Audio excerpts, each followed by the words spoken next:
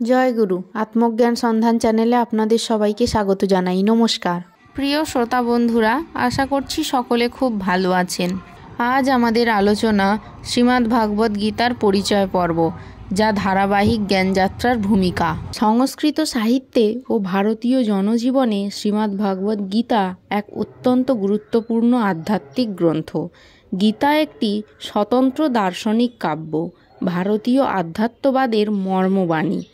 ভগবান শ্রীকৃষ্ণের কণ্ঠে মহাভারতের ভীষ্ম পর্বে ইহা এক অভিনব ও সঙ্গীতের রূপ লাভ করেছে।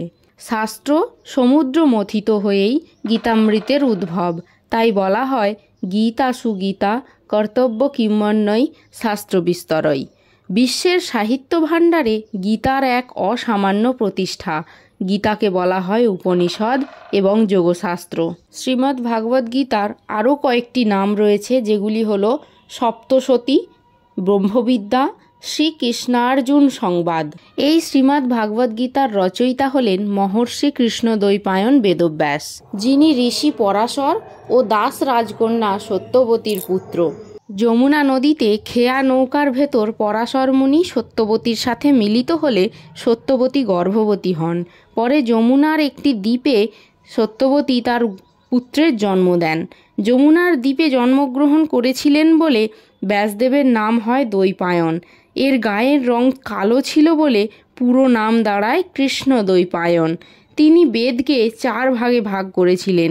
এই কারণে ইনি বেদব্যাস বা ব্যাস নামে পরিচিত হন। মহর্ষি বেদব্যাস বেদ রচনা করেননি, বরং বেদকে শুধু লিপিবদ্ধ করেছেন এবং 4 ভাগে বিভক্ত করেছেন।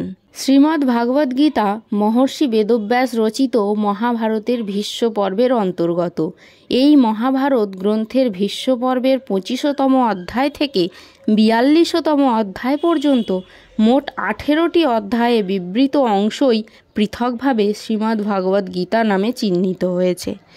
মহাভারতের অংশ হলেও স্বতন্ত্র গ্রন্থ হিসেবে এটি অতি প্রাচীন কাল থেকেই স্বীকৃতি পেয়ে আসছে। আপনি কি জানেন, মাত্র 700 শ্লোকে এই লেখা গ্রন্থ কেবল ধর্ম বা আধ্যাত্মিকতা নয়, জীবনের প্রতিটি দিকেরই উত্তর দিতে পারে। এই গ্রন্থটি হলো শ্রীমদ্ ভাগবত গীতা।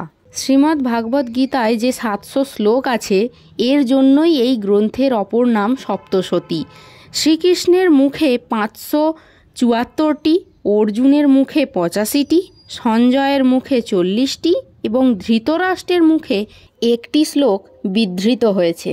এই 700 শ্লোক সম্বলিত গীতার 18টি অধ্যায় আছে। শ্রীমদ্ ভাগবত গীতা শব্দটির মানে শ্রী অর্থাৎ সৌন্দর্যপূর্ণ বা পবিত্র, মদ অর্থাৎ আমার, ভগবান কৃষ্ণের, ভগবত অর্থাৎ ঈশ্বরীয়, গীতা অর্থাৎ গান বা উপদেশ অর্থাৎ ভগবানের নিজস্ব কণ্ঠে উচ্চারিত জ্ঞান গীত। গ্রন্থটির পটভূমি হল কুরুক্ষেত্রের যুদ্ধ। 2 ভাইয়ের বংশ কৌরব ও পাণ্ডব। পাণ্ডবদের রাজ্য হরণ করা হয় পাশা খেলার মাধ্যমে। 13 বছরের বনবাস শেষে শান্তি চেয়েও পান না, ন্যায় বিচার অবশেষে যুদ্ধ অবধারিত হয়, যা কুরুক্ষেত্রের যুদ্ধ নামে পরিচিত। যুদ্ধের আগে কি হয়েছিল? যুদ্ধক্ষেত্রে 2 পক্ষ প্রস্তুত। তখন অর্জুন পাণ্ডবদের শ্রেষ্ঠ তীরন্দাজ। যখন শত্রুপক্ষের মাঝে নিজের আত্মীয় স্বজন, গুরু, বন্ধু বান্ধবদের দেখে ভেঙে পড়েন, তিনি বলেন, এ যুদ্ধ আমি করব না, আমি সব ছেড়ে সন্ন্যাস নেব। তখন কৃষ্ণ তাকে বলেন, এই মুহূর্তে পলায়ন ধর্ম নয়, অধর্ম। এই সময়েই শুরু হয় ভগবত গীতা, কৃষ্ণের মুখে উচ্চারিত জ্ঞান, যা অর্জুনকে শুধু যোদ্ধা নয়, আত্মা ও কর্ম বোঝানো এক মহান দর্শনের দিকে নিয়ে যায়। শুধু ধর্মীয় নয়, এই সংলাপ মানব জীবনের জটিল প্রশ্নগুলোর উত্তর দেয়। কর্ম কি, ধর্ম কি, আত্মা, জন্ম, মৃত্যু আর মুক্তি কিভাবে বোঝা যায়। শ্রীমদ্ ভাগবত গীতার মোট 18টি অধ্যায় রয়েছে এবং প্রতিটি অধ্যায়ের শ্লোকগুলি নিম্নরূপ: 1 অর্জুন বিষাদ যোগ, 2 সাংখ্য যোগ, 3 কর্মযোগ, 4 জ্ঞান কর্ম সন্ন্যাস যোগ, 5 কর্ম সন্ন্যাস যোগ, 6 ধ্যান যোগ, 7 জ্ঞান বিজ্ঞান যোগ, 8 অক্ষর ব্রহ্ম যোগ, 9 রাজবিদ্যা রাজগুহ্য যোগ, 10 বিভূতি যোগ, 11 বিশ্বরূপ দর্শন যোগ, 12 ভক্তি যোগ, 13 ক্ষেত্রজ্ঞ বিভাগ যোগ, 14 গুণত্রয় বিভাগ যোগ, 15 পুরুষোত্তম যোগ, 16 দৈবাসুর সম্পদ বিভাগ যোগ, 17 শ্রদ্ধাত্রয় বিভাগ যোগ, 18 মোক্ষ সন্ন্যাস যোগ। কেন কৃষ্ণই উপদেশদাতা হলেন?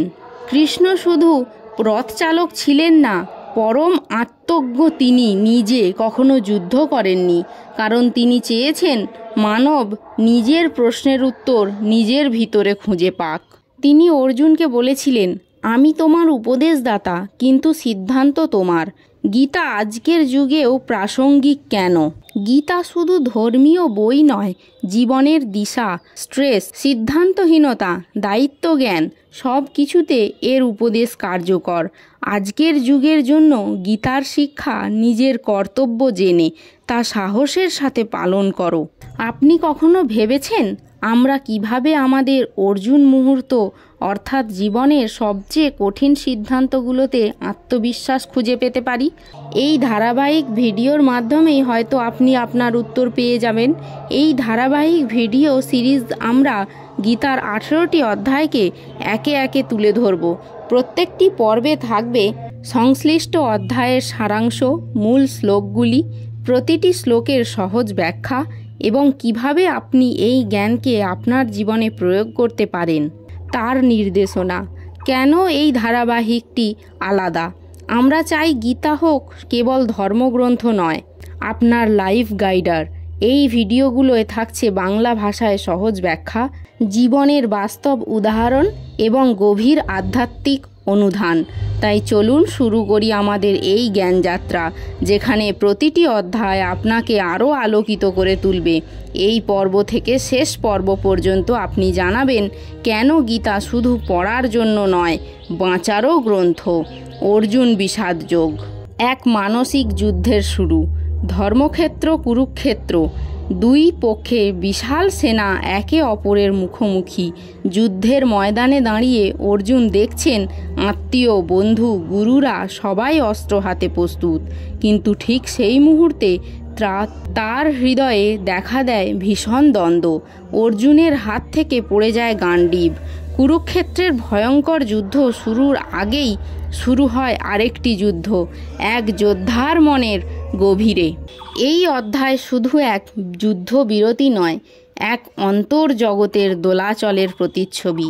পরবর্তী ভিডিওতে আমার অর্জুন বিষাদ যোগের বিস্তারিত আলোচনা থাকবে। সঙ্গে থাকবেন, চ্যানেলটি সাবস্ক্রাইব করবেন এবং বেল আইকনটিকে অন করে রাখবেন পরবর্তী ভিডিওর বার্তার জন্য। ধন্যবাদ।